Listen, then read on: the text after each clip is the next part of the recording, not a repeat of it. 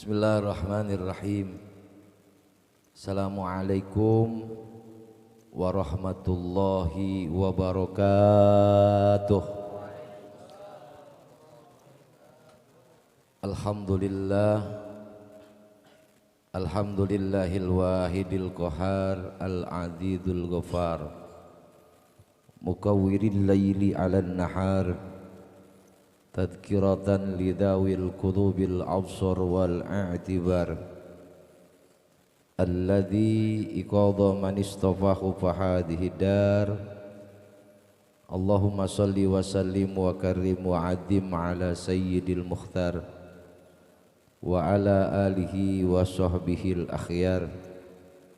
Amma ba'du, faqad qalallahu ta'ala fil Qur'anil Karim wa huwa asdaqul qailin tabarukan bi dzikri a'udzu billahi minasyaitonir rajim. Bismillahirrahmanirrahim.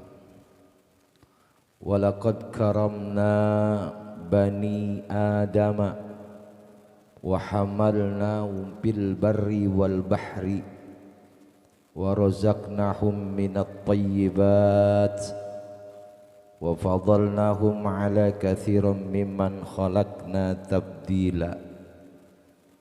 Wa qala aidan min ayatin ukhra wallahu akhrajakum min butuni ummahatikum la ta'lamuna syai'a wa ja'ala sam'a wal absara wal ab'idah la'allakum tashkurun. Sadaqallahul azim. Qalu subhanaka la ilma lana illa ma 'allamtana innaka antal alimul hakim. Faqala Allahumma rabbi shrah li sadri wa yassir li amri wahlul 'uqdatam min lisani yafqahu qawli wasadid lisani wahdi qalbi bihaqqin nabika ala sayyidina Muhammadin wa ala alihi wa sahbihi ajma'in. Amin ya Allah ya rabbal alamin. Terkhusus yang sama-sama kita hormati selaku sahibul bait, tuan rumah, yakni Ananda Pian beserta keluarga dan orang tuanya dan saudara-saudaranya, juga yang tentunya kita hormati dan kita muliakan guru kita sekaligus pimpinan Majelis Taklim Jamiatul Muhibbin Ainal Kiram Al-Ustadzul Fahmi Ahmad. Alhamdulillah malam hari ini hadir Al-Ustadz Sahil dan juga Al-Fadhil Habiban Al-Mahbub Al-Habib Mustafa Al-Bar. Semoga kehadiran beliau semua senantiasa menambah keberkahan. Jamaah sekalian, para remaja dan remaji, ikhwan dan akhwat yang hadir pada kesempatan malam hari ini, yang mohon maaf saya tidak sebutkan satu persatu, namun insya Allah tidak mengurangi rasa akram dan mahabbah kepada semuanya. Semoga dengan kehadiran kita pada kesempatan malam hari ini menjadikan asbabiyah, wasilah, pelantara Allah ampunkan segala salah dan dosa kita. Dengan kehadiran kita pada kesempatan malam hari ini, berharap semoga Allah senantiasa selalu menjaga dan memelihara kita. Allah jauhkan dari segala balahi dan musibah, istiqomah di dalam beribadah, ditetapkan iman dan Islam kita. Asbabiyah, wasilah kita hadir majlis ilmu, semoga senantiasa dari setiap hajat-hajat kita yang baik, harapan-harapan kita yang baik, niatan-niatan kita yang baik, apapun itu semoga senantiasa dikabul oleh Allah Subhanahu wa taala. Yang sulit biar jadi mudah, yang sempit biar jadi lapang, yang sedang sakit biar sembuh, baik sakit dohir maupun batin. Penyakit batin khususnya galau mudah-mudahan dihilangkan dalam hati kita. Yang hari ini, yang malam hari ini dalam keadaan hatinya gundah gulana, biar semoga senantiasa ditenangkan oleh Allah Subhanahu wa taala. Amin. Ada yang galau? Ada yang galau enggak? Enggak di sini mah, pulang dari sini mah Ya, mudah-mudahan semua apapun niatan yang baik kita dikabul oleh Allah Subhanahu wa taala dengan asbabiyah, barakah, wasilah daripada mujizahnya baginda Nabi dan pembacaan sirron nabawiyah daripada baginda Nabi Muhammad sallallahu alaihi wasallam. Amin ya Allah ya Rabbal alamin. Tentunya syukur kehadirat Allah atas segala limpahan nikmat yang Allah anugerahkan malam ini kepada kita, khususnya nikmat sehat wal afiat, nikmat panjang umur dan juga nikmat iman dan Islam. Sehingga atas anugerah nikmat yang Allah berikan kepada kita malam hari ini, atas izin dan takdirnya Allah, kita bisa hadir, bisa duduk dan berkumpul dalam rangka rutinitas pengajian Majelis Taklim Jamiatul Muhibbin. Moga-moga Jamiatul Muhibbin dan para jamaahnya semua senantiasa diberikan kesehatan oleh Allah, keistiqomahan untuk senantiasa selalu mensyiarkan kalimat-kalimat Allah, mensyiarkan daripada agamanya Allah melalui media Majelis Taklim. Mudah-mudahan istiqomah dan senantiasa mendapatkan barokah. Amin ya Allah ya Rabbal alamin. Salawat beserta salamnya tentu senantiasa selalu terlimpah curahkan kepada junjungan kita baginda Nabi besar Muhammad sallallahu alaihi wasallam. Jamaah sekalian yang dirahmati Allah Subhanahu wa taala, malam hari ini kita beruntung bisa hadir.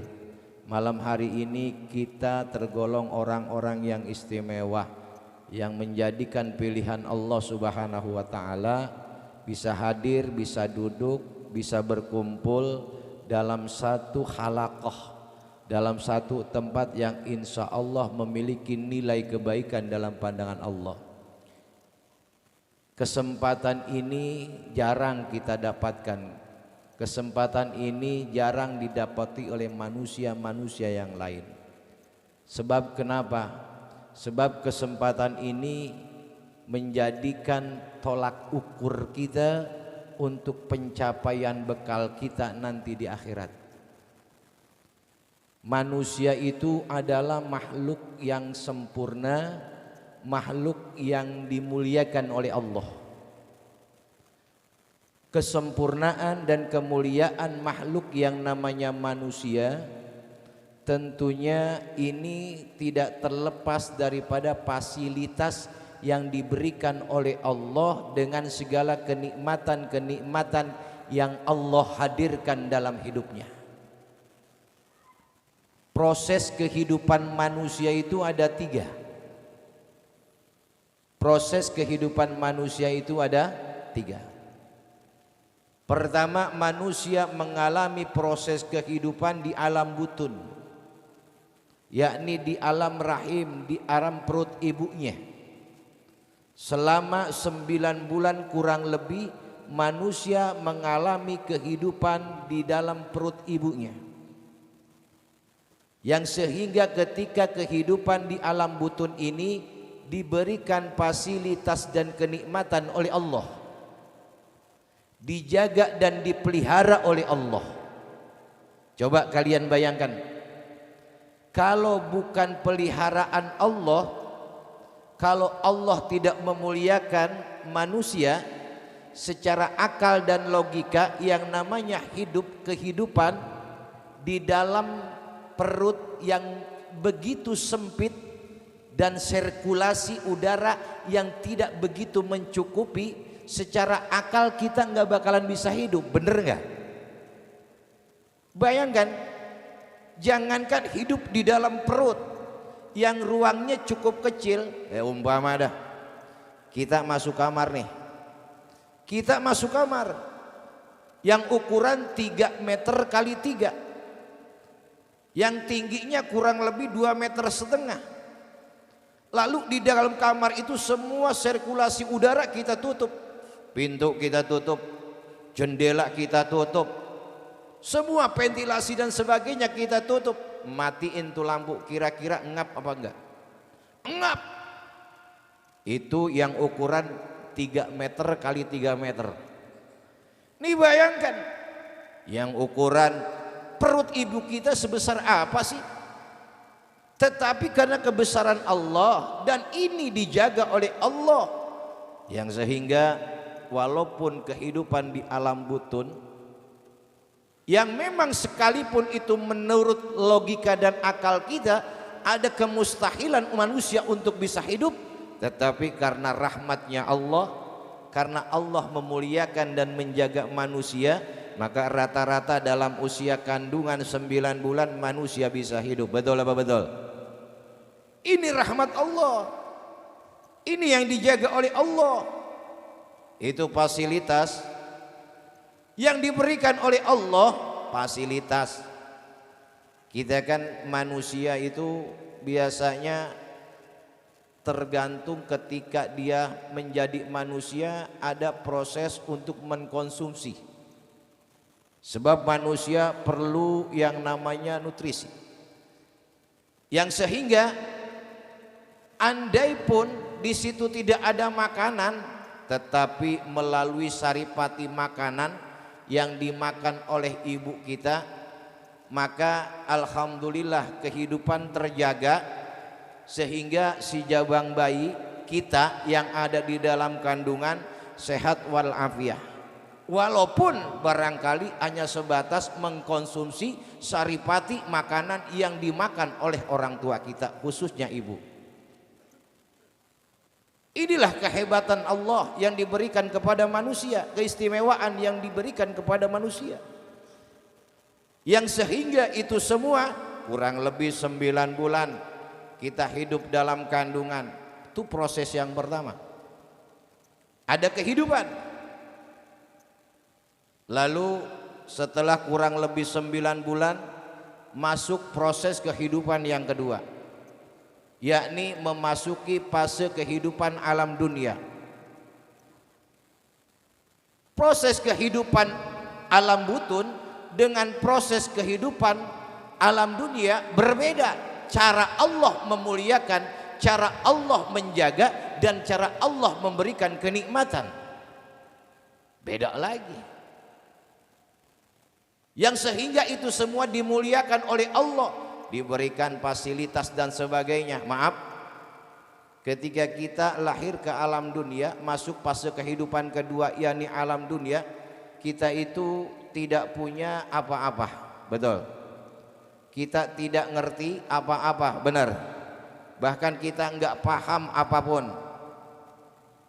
Satu kata yang namanya si jabang bayi, pengen nete lapar, ucapannya oa. Betul. Pengen ngantuk tidur, ucapannya oa. Begitu kan? Tetapi ini ada chemistry antara orang tua dengan anaknya. Walaupun hanya ucapan oa, orang tua mengerti dan memahami atas oaan si bayi tersebut. Oa, oa, malam-malam tuh jabang bayi bangun, ibunya spontanitas langsung mengeluarkan teteknya. Betul? Iya, spontanitas walaupun dalam keadaan ngantuk dan tertidur. Ini nilai historis, chemistry antara orang tua dan anak, yang sehingga walaupun tidak ada ucap kalimat kalam yang terucap dari si anak, si jabang bayi, kalimat itu bisa dimengerti oleh orang tuanya. Itu semua tidak terlepas daripada kasih sayang dan rahmatnya Allah Subhanahu wa ta'ala. Makanya kita tidak ngerti apa-apa. Diperjelas dalam firman Allah Subhanahu wa ta'ala. Apa kata Allah? Wallahu akhrajakum min butuni ummahatikum la ta'lamuna syai'a wa ja'alallahu sam'a wal absara wal af'idah la'allakum tashkurun. Maknanya wallahu a'lam bimuradih, wallahu akhrajakum. Adapun Allah Subhanahu wa ta'ala akhrajakum, mengeluarkan kalian semua Dari mana? Min butuni ummahatikum, dari perut ibu kalian semua. La ta'lamuna syai'a, kita enggak tahu apa-apa, kita enggak ngerti apa-apa, kita enggak bawa apa-apa. Makanya masuk ke fase kehidupan kedua, alam dunia, kita datang tidak bawa apa-apa. Nanti kita bakal memasuki fase kehidupan yang ketiga, kita pun enggak bakalan bawa apa-apa. Bahasanya ada peribahasa, orang ketika masuk fase kehidupan alam dunia datang dalam keadaan tidak bisa bicara, maka nanti pulang keluar dari alam dunia manusia pun tidak akan bisa bicara. Ketika kita lahir dan datang ke alam dunia masih kecil kita digendong, maka nanti ketika kita pulang dari alam dunia masuk kehidupan fase yang ketiga akhirat, kita pun akan digotong. Betul? Itu realita kehidupan manusia. Datang dari lubang maka akan balik ke lubang, datang dari lubang maka akan pasti balik lagi ke lubang. Ini realita kehidupan manusia. Makanya manusia itu enggak jauh dari lubang. Benar enggak? Enggak jauh dari lubang. Maka dalam diri manusia banyak lubang. Coba dah, ada berapa lubang di manusia? Ada 9. Coba kita hitung bareng-bareng, yuk. Ayo kita hitung. Ada 9. 1, 2 lubang mata ditambah 2 lubang hidung, 2 dan 2 jadi berapa? 4 ditambah 1 lubang mulut, 4 ditambah 1 5 ditambah 2 lubang telinga, 5 ditambah 2 7, yang 2 lagi di bawah dan di belakang enggak usah disebutin. 9. Bener enggak? Mana lubang depan? Ada lubangnya enggak depan? Ada lubangnya enggak di depan? Di bawah ada enggak? Ada. Perempuan ada enggak? Perempuan ada lubangnya enggak? Laki-laki ada lubangnya enggak? Ente kalau enggak punya lubang enggak bakalan bisa kencing ente. Bener.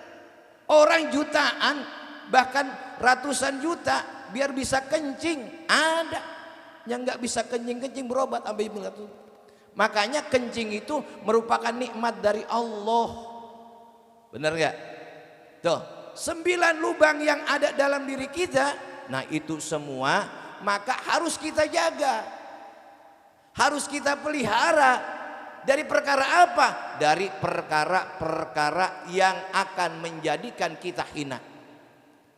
Dari masalah-masalah yang akan menjadikan kita terlena dalam sebuah kemaksiatan. Makanya mata, 2 mata nih lubang nih. Ini harus kita jaga. Jangan sampai kita melihat perkara-perkara yang sekiranya menjadikan satu kemaksiatan. Telinga harus kita jaga. Jangan sampai 2 telinga ini mendengar perkara-perkara yang memang tidak diridhoi oleh Allah. Mulut pun harus kita jaga. Jangan sampai kita melakukan, membicarakan, berbicara yang sekiranya menyinggung perasaan orang. Ini zaman sekarang ini kan orang pandai bicara, pandai mengumbar kata. Kata itu sering diumbar-umbar, membicarakan keburukan orang lain, sementara keburukannya sendiri tidak pernah dia koreksi. Banyak orang membuka aib-aib orang lain dengan mulutnya. Betul nggak? Nah, ini mulut. Ada bahasa mengatakan mulutmu adalah harimaumu. Benar. Gitu loh kan katanya. Artinya apa? Satu kata ucapan yang kita ucapkan ketika menyinggung perasaan orang, obatnya nggak bakalan ada. Sebab kenapa? Sebab dengan ucapan hati orang akan sakit. Menyinggung perasaan orang, orang susah buat nyari obat. Kalau kita terkena pisau, kalau kita terkena sembilu, barangkali masih kita bisa obatin dengan betadin atau obat merah. Tapi ketika hati yang terluka akibat ucapan kita, maaf, orang nggak bakalan bisa sembuh seminggu 2 minggu. Betul. Ini yang paling berbahaya ketika kita berucap tanpa kita sadari ucapan kita itu menyinggung perasaan orang, kita nggak sadar itu dan itu menyinggung perasaan orang, orang nggak bakalan tersembuhkan selama kita nggak pernah minta maaf. Ini hati-hati, makanya kudu kita jaga mulut kita kudu kita jaga. Setiap lubang yang 9 itu bener-bener kudu dijaga dah madu kita. Hidung kita jaga, jangan sampai kita main ingus-ingus kemana baik tuh, main cium-cium kemana baik gitu. Jaga tuh semua. Apalagi yang di bawah mah hati-hati. Perempuan, laki-laki harus ngejaga, harus bisa ngejaga. Yang namanya perempuan sama laki-laki jangan sampai ada yang bukan muhrim melakukan apa yang namanya persetubuhan yang di luar daripada pernikahan. Itu bercumbu yang memang bukan muhrimnya. Jangan. Boleh nih laki-laki sama perempuan bercinta bercumbu boleh, tapi ada 3 syarat. Nih, perempuan sama laki-laki boleh bercumbu, 4 mazhab membolehkan. Syafi'i, Hambali, Hanafi, Ahmad membolehkan 4 mazhab ini. Laki-laki sama perempuan boleh bercumbu. 1, yang kudu bercumbu itu laki-laki dan perempuan. Kalau laki-laki sama laki-laki nggak boleh. Perempuan sama perempuan nggak boleh. 1 syaratnya tuh. Yang kedua, jangan di tempat ramai. Kudu di tempat sepi. Minimal di kamar. Tuh syaratnya. Syaratnya yang pertama apa? Kudu laki-laki sama perempuan. Syarat yang kedua, di tempat sepi, jangan di tempat ramai. Haram kalau di tempat ramai. Syarat yang ketiga, kudu nikah dulu. Lah iya, kalau kagak nikah dulu mah tetap aja kagak boleh. Jadi 3 syarat boleh kalian bercumbu. Paham? Itu harus kita jaga, jamaah sekalian yang dirahmati Allah. Ini semua harus kita jaga. Karena kenapa? Karena manusia dimuliakan oleh Allah. Jadi ketika kita lahir ke alam dunia, la ta'lamuna syai'a. Lalu apa? Wa ja'alallahu sam'a wal absara wal afidah. Lalu Allah jadikan untuk kita mata yang tadinya tidak melihat bisa melihat. Telinga yang tadinya tidak bisa mendengar jadi mendengar. Tapi zaman sekarang ini banyak orang sekalipun telinganya mendengar, kadang-kadang untuk mendengarkan kebaikan pura-pura tuli. Tiada buta mata tapi tiada melihat, tiada tuli telinga tapi tiada mendengar. Yang buta mata hatinya, yang tuli kesombongannya, sehingga tiada melihat akan kebesaran Tuhan, sehingga tiada mendengar akan peringatan Tuhan. Oh, itu mah kolak Haji Roma Irama. Jadi orang terkadang sombong, punya mata, apa yang dia lihatkan, tidak pernah bertafakur akan kebesaran Allah, tidak pernah berpikir dan merenung tentang ayat-ayat Allah. Banyak ayat-ayat Allah yang tercipta dengan segala kebesarannya. Ini dengan mata kita lihat. Ini orang-orang zaman sekarang ini kadang-kadang nggak peduli, jamaah sekalian, kepada perkara yang memang dianggapnya nggak baik menurut mereka. Lalu orang terkadang ketika diajak kebaikan pura-pura budak, pura-pura enggak dengar. Hati-hati. Dijadikan mata bisa melihat, telinga bisa mendengar.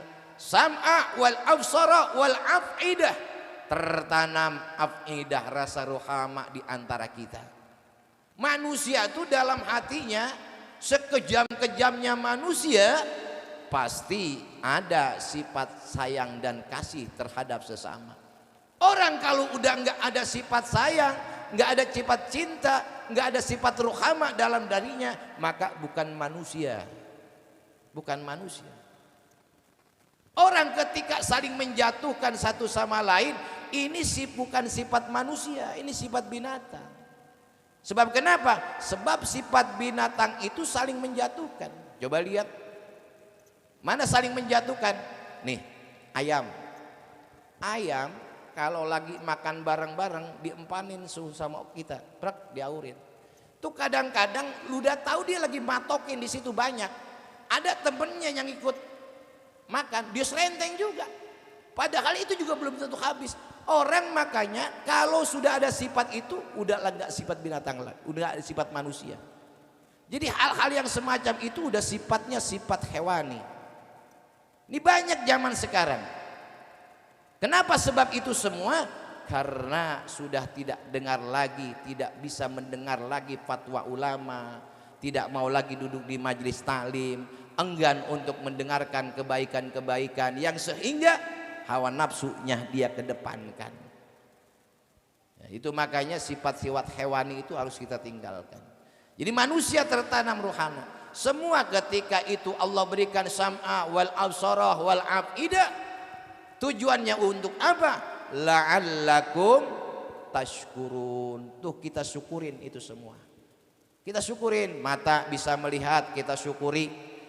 Telinga bisa mendengar, kita syukuri. Hidung bisa mencium, kita syukuri. Mulut bisa bicara, kita syukuri. Lidah bisa berasa, kaki bisa memegang, kaki bisa melangkah, tangan bisa memegang. Itu semua nikmat kita syukurin dari Allah Subhanahu wa taala. Karena pada hakikatnya sekecil apapun nikmat yang Allah berikan, kewajiban kita bukan ngitung, tapi mensyukurinya. Lalu bagaimana cara syukur kepada Allah? Syukur kepada Allah itu bukan hanya sebatas kalimat alhamdulillah, tetapi yang paling terpenting adalah mensyukuri nikmat dari Allah, mentasyarufkan, menggunakan dan mengamalkan, memanfaatkan atas nikmat yang Allah berikan kepada kita. Ketika mata bisa melihat, syukuri dengan apa? Melihat perkara yang baik. Ketika lidah bisa merasa, rasakan perkara-perkara yang baik. Itu wujud syukur kepada Allah. Bahkan nikmat umur panjang yang diberikan oleh Allah pun tidak hanya sebatas ucapan alhamdulillah, tetapi yang paling terpenting adalah nikmat panjang umur kita gunakan, kita tasarrufkan, kita manfaatkan untuk mencapai ridho Allah. Sehingga kata baginda Nabi, khairun nas man tola umruhu wa hasuna amalu. Jadi orang yang baik itu adalah orang yang ketika diberikan nikmat panjang umur lalu baik di dalam amalnya, di dalam pekerjaannya. Itu syukur kepada Allah. Bahkan ulama mengatakan syukur itu ada 3. Ada syukur pabil lisan, pabil kolbi, pabil arkan. Ya, kalau kita bahas lagi itu lebih panjang lagi. Pabil lisan sudahlah kita ambil daripada yang inti. Pabil lisan ucapan alhamdulillah. Pabil kolbi penanaman dari setiap nikmat yang dihadirkan dalam kehidupan kita, itu semua adalah dari Allah. Pabil arkan kita lakukan, kita manfaatkan dengan anggota badan kita. Nikmat mata lihat yang baik-baik itu tergolong orang yang bersyukur kepada Allah. Hakikatnya manifestasi syukur yang sebenarnya adalah orang yang ketika dia mampu dari setiap nikmat yang dihadirkan oleh Allah, lalu dia gunakan, dia manfaatkan untuk mencapai akhirat. Maka wabtagi bima atakallah darul akhirah. Capai, gapai, raih. Mak, kalau kata santri ini isim mausul. Kalau alfiahnya waman wama wa'al tusawwi ma dukiru wa hakada inda bainin nadhir. Artinya apa? Mak di sini sifatnya umum khusus bi'itlaq. Yang artinya mak di sini mencakup segala nikmat-nikmat apapun itu. Perkara apapun yang Allah hadirkan, atakallah yang Allah berikan. Jadikan darul akhirah untuk jalan nilai akhirat.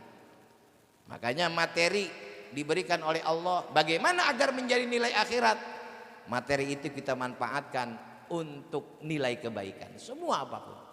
Ya, jamaah sekalian yang dirahmati Allah, maka jadikan nikmat yang Allah hadirkan dengan syukur pabil arkan, dengan arkan kita, dengan anggota badan kita, dengan tasarruf kita, menggunakan agar kita tergolong orang-orang yang syukur kepada Allah, dan pada saat itu pula masuk kepada kategori la in syakartum la azidannakum. Itu masuk itu.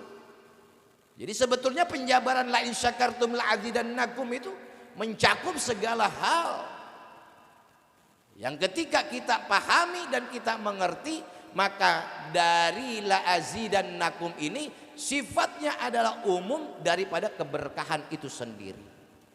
Jadi bukan ditambah tapi keberkahan. Itu keberkahannya yang Allah berikan. Sebab kenapa? Sebab keberkahan ini mengalahkan segala sesuatu. Bahasanya begini, kalau bahasa orang berkah itu, biar kata hidup sederhana, makan sama garam saja, hati tenang, Allah ridho, nikmat rasanya. Tapi ketika harta melimpah ruah, banda kita banyak, duit kita melimpah ruah, tapi ketika Allah berikan hati kita tidak tenang, sakit itu ada. Jangankan dengan garam, daging dan nasi kita makan serasa tidak enak. Kenapa? Sebab keberkahannya enggak ada. Itu yang dimaksud dengan keberkahan. Maka jamaah sekalian, jadilah pribadi-pribadi yang pandai syukur kepada Allah atas nikmatnya dengan melalui tasyarufkan, gunakan nikmat itu. Nah, manusia dimuliakan oleh Allah mengalami fase kehidupan alam butun, alam dunia.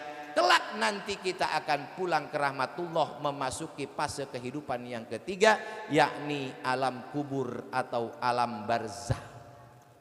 Alam kubur, alam barzah itu apa? Alam barzah itu adalah alam pintu masuk akhirat. Beda. Jadi belum masuk akhirat.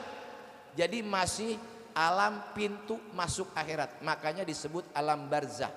Alam penundaan untuk masuk. Jadi orang yang sekarang dikubur, mereka masih butuh. Butuh apa? Masih butuh doa-doa dari orang hidup. Masih butuh apa? Butuh kiriman-kiriman hadiah dari orang yang hidup. Zaman sekarang ini ada orang yang mengatakan orang yang meninggal dunia dengan orang yang mati sudah nggak ada hubungan. Maaf, itu nanti tergantung amal dan perbuatan setelah idza zulzilatil ardi zilzalaha. Baru di situ nafsi-nafsi. Orang tua nggak kenal anak, anak nggak kenal orang tua. Itu saatnya ketika manusia masuk ke alam akhirat, dikumpulkan di alam mahsyar itu. Tapi ketika di alam kubur, alam barzah, masih beruntung, masih butuh doa-doa dari orang hidup. Makanya kalau kita mengacu kepada hadis Rasulullah yang sahih, idza matabnu adam in qata'a amaluh. In qata'a amaluh di sini adalah amalan, pekerjaan, perbuatan seseorang ketika hidup di alam dunia putus semua. Tapi yang tiga kan enggak. Mana? Salah satunya adalah sodaqotun jariyatun. Sodakohnya dia, asarnya dia. Bisa jadi bahkan Rasulullah Shallallahu Alaihi Wasallam mengatakan, ya Ali tasoddaqo ila mautakum. Wahai Ali, bersodakohlah engkau untuk siapa? Orang yang meninggal dunia. Karena kenapa? Sodakohmu yahmaluna wa Allahu yahmaluna lil malaikat. Allah merintahkan kepada malaikat untuk membawakan pahala sodakoh disampaikan kepada orang yang meninggal dunia. Tuh. Itu semua karena butuh. Maka jamaah sekalian yang dirahmati Allah Subhanahu wa taala, nih bapaknya pian apa sih? Bapaknya. Kita doakan orang tuanya pian yang sudah meninggal dunia, berutuh daripada doanya. Satu Fatihah yang kita bacakan, insya Allah menjadikan satu kebahagiaan. Butuh daripada kiriman itu bukan makanan, bukan pakaian, bukan duit, tapi apa? Hadiah. Hadiahnya apa? Hadiahnya berupa kalimat-kalimat kebaikan, zikir, tahmid, solawat dan sebagainya. Pahala dan ganjarannya kita khususkan. Maka dalam setiap doa tahlil itu dibacakan Allahumma Rabbana taqabbal wa ausil sawaba ma qara'nahu minas solawat, minal Quran, wa tahmid, wa tahlil. Kan semuanya. Khususan ila ruhi anu bin anu, ruhi anu bin anu, anu bapak anu bin anu, terus sampaikan qara'nahu dari bacaan itu. Dan itu sampai, dan ini diajarkan oleh mazhab Asy-Syafi'iyah. Mazhab Syafi'iyah, akidahnya Al-Asy'ariyah, Al-Maturidiyah tetap mengacu ke orang-orang yang meninggal dunia ada kebutuhan. Jadi jamaah sekalian, malam hari ini kita doakan khusus buat ayahanda daripada pian yang telah dipanggil oleh Allah Subhanahu wa taala. Semoga senantiasa di alam barzah, di alam kuburnya dilapangkan dan diluaskan oleh Allah. Diterima amal-amal kebaikannya dan senantiasa Allah jadikan kuburnya raudhah min riyadil jannah, daripada taman-taman surganya Allah Subhanahu wa taala. Diluaskan kuburnya dan senantiasa anak-anak dan keluarga yang ditinggalkan diberikan kesabaran oleh Allah Subhanahu wa taala. Al-hadiniya bil qabul wa tamami kulli su'lin wa ma'mulin bidahir rusulin wa nahusu khususan ila ruhi Anda binti bin Bapadang wa usulim Allahumma gfirlahu warhamhu wa'afihi wa'fu anhu wa nawir qabrahu wa wasimal khalahu jannata masbisiril Fatihah. Bismillahirrahmanirrahim. Alhamdulillahirabbil alamin arrahmanirrahim maliki yaumiddin iyyaka na'budu wa iyyaka nasta'in ihdinas siratal mustaqim siratal ladzina an'amta 'alaihim ghairil maghdubi 'alaihim waladdallin. Rabbighfir lana wa liwalidayna amin. Amin ya Allah ya rabbal alamin. Hadirin para jamaah sekalian yang dirahmati Allah, apa inti pertemuan kita pada kesempatan malam hari ini? Pertama, jadilah pribadi yang pandai mensyukuri dari setiap nikmat yang Allah berikan, sekecil apapun. Dengan apa? Dengan mentasarrufkan dan menggunakan, memanfaatkan nikmat yang Allah berikan. Yang kedua, jadilah pribadi yang muttaqin, yang patuh dan taat, ikutin aturan sesuai dengan apa yang disyariatkan oleh baginda Nabi, yang sehingga itu nanti insya Allah akan menghantarkan kita bahagia dunia, bahagia akhirat. Di dunia hasanah wa fil akhirati hasanah. Dua perkara ini yang ketika kita manfaatkan dan kita gunakan dalam kehidupan, insya Allah kebahagiaan itu akan kita dapati. Fase kehidupan dunia kita kehadap ketenangan kita dapati, fase kehidupan akhirat nanti kelak insya Allah kita pun akan mendapatkan kebahagiaan. Amin ya Allah ya rabbal alamin. Mohon maaf atas segala kekurangan. Wallahu muwaffiq ila aqwamit thoriq. Wassalamualaikum warahmatullahi wabarakatuh. Waalaikumsalam warahmatullahi wabarakatuh. Jazakallahu khairan kasiran kepada Ustadz Dafal Ad-Durri atas ilmu yang sangat bermanfaat.